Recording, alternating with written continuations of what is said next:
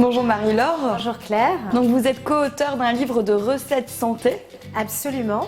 J'ai coécrit un livre avec le docteur Jean-Christophe Charrier sur des recettes santé. Dans la famille, on peut avoir un étudiant. Alors qu'est-ce que lui, il doit avoir dans son placard d'indispensable, cet étudiant, pour prendre soin de sa santé? C'est vrai qu'aujourd'hui, on se dit, moi j'ai 2 étudiants à la maison, et quand je ne suis pas là, qu'est-ce qu'ils font? Est-ce qu'ils arrivent à se nourrir correctement? Et c'est important avant des périodes d'examen pour les étudiants de prendre des aliments qui vont nourrir le cerveau et qui vont leur permettre d'avoir une plus grande concentration. Et pour la mémoire aussi, de garder une bonne mémoire. Donc les indispensables à avoir chez soi, c'est très simple. Des pâtes au blé complet, c'est les meilleurs parce que ça apporte déjà 20% d'apport quotidien en fibres nécessaires pour l'organisme.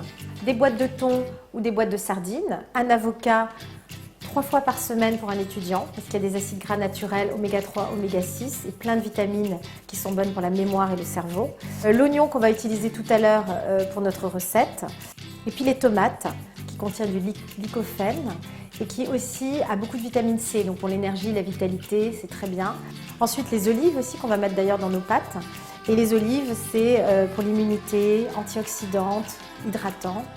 L'huile de colza, 1 cuillère par jour de cette huile de colza suffit pour les apports journaliers quotidiens en oméga 3.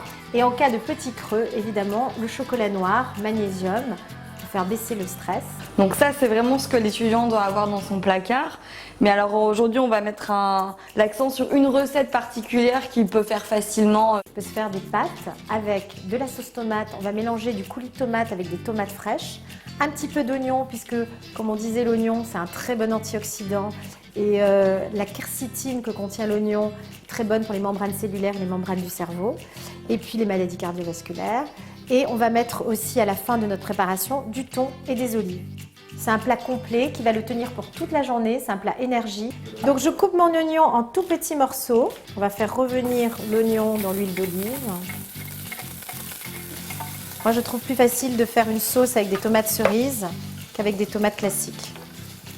Donc je rajoute le coulis de tomate. Je fais cuire 5 minutes à feu doux. Je vais rajouter le thon à la fin de la cuisson. On va rajouter des olives dénoyautées en fin de cuisson aussi. Et ensuite, sur notre plat de pâtes, notre étudiant va se verser un peu de sauce et en garder pour son ami.